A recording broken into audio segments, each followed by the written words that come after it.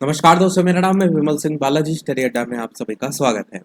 परिषदीय स्कूलों में 85,000 शिक्षकों की भर्ती को लेकर के आज एक न्यूज़ निकल करके आई है।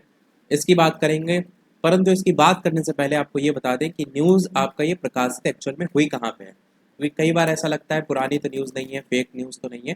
तो यहाँ पर आप देखेंगे तारीख साइड में, बुधवार का दिन 21 अगस्त 2024 आज ही की तारीख है। और ये न्यूज़पेपर का नाम है अमृत विचार। इसी के ही अमृत विचार के जो लखनऊ संस्करण है, यहाँ पर ये अलग अलग संस्करण चलते हैं, जिसमें से लखनऊ संस्करण के पहले ही पेज पर ये न्यूज़ प्रकाशित हुई है। और परिषदीय स्कूलों में होगी 85,000 शिक्षकों की भर्ती, इस नाम से शीर्षक। बात करते हैं इसके अंतर्गत दिया क्या गया है। तो 69,000 शिक्षक भर्ती में आरक्षण को लेकर के मुख्यमंत्री के स्पष्ट आदेश के बाद शुरू हुई तैयारी। इसके अंतर्गत बात करें तो राज्य के परिषदीय स्कूलों में नई शिक्षक भर्ती का इंतजार कर रहे लाखों युवाओं के लिए जल्द ही अच्छी खबर आने वाली है। 69,000 बेसिक शिक्षक भर्ती हाईकोर्ट के फैसले पर मुख्यमंत्री के स्पष्ट आदेश ने 85,000 से अधिक खाली पड़े जो पद हैं उन पर भी नियुक्ति का रास्ता साफ कर दिया है। ऐसा इस न्यूज़ में लिखा है, मेरी तरफ से भी नहीं बताया जा रहा है। पहले हम न्यूज़ की बात कर रहे हैं, उसके बाद हम बात करेंगे कि क्या सच्चाई है या नहीं है। 4 साल से टीईटी पास लाखों अभ्यर्थियों को ठप पड़ी सुपर टीईटी परीक्षा का इंतजार है। राज्य में भाजपा सरकार आने के बाद बेसिक शिक्षा विभाग में 2017 से अब तक मात्र 1,26,371 शिक्षकों की नियुक्ति की है। हाईकोर्ट में 69,000 बेसिक शिक्षक भर्ती में आरक्षण संबंधी विवाद पर कानूनी दांवपेच फंसने के बाद नियुक्तियां रुक गई थी। बेसिक शिक्षा मंत्री संदीप सिंह के मुताबिक स्कूलों में कुल 4,17,886 पद स्वीकृत हैं। इसके सापेक्ष प्रधानाध्यापक और सहायक अध्यापक के 85,152 पद जो है वो खाली हैं।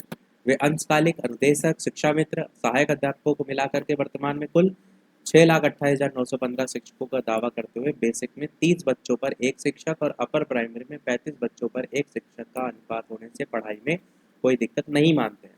मगर अब हाईकोर्ट में विवाद खत्म होने और मुख्यमंत्री योगी आदित्यनाथ की ओर से सुप्रीम कोर्ट जाने की जो अटकलें हैं उसको खारिज करने के बाद काम चलाऊ व्यवस्था की जगह नए शिक्षकों की नियुक्ति का रास्ता साफ हो गया है।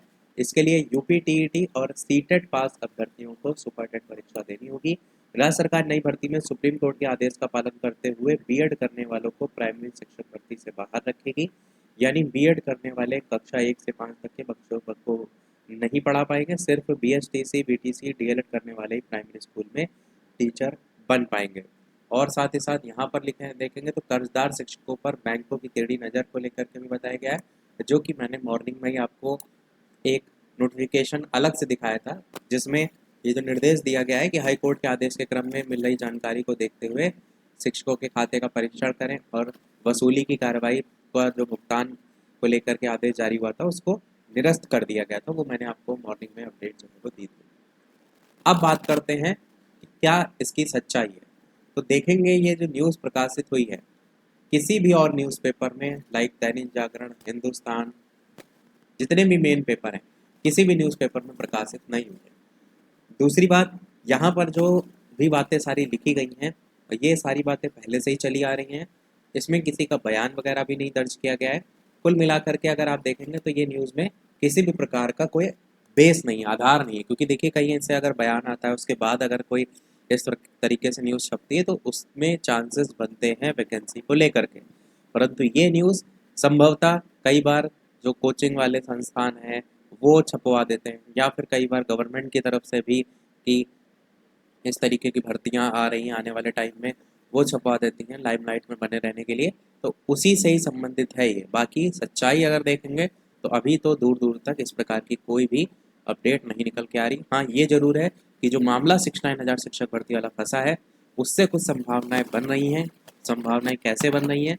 तो जो अनरिजर्व कैटेगरी के कैंडिडेट हैं वो जब बाहर होंगे, जब रिजर्व कैटेगरी को उसमें शामिल किया जाएगा तो उनको कहाँ समायोजन किया जाएगा, सबसे बड़ा सवाल वो है।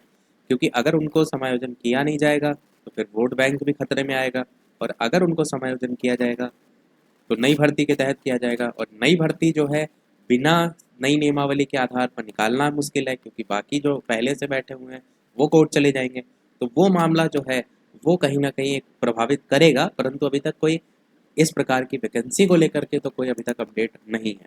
बाकी यही था हमारे इस ओवरऑल अपडेट में। वीडियो लाइक शेयर सब्सक्राइब अवश्य कीजिएगा। मिलते हैं अगले अपडेट में, तब तक के लिए नमस्कार, जय हिंद।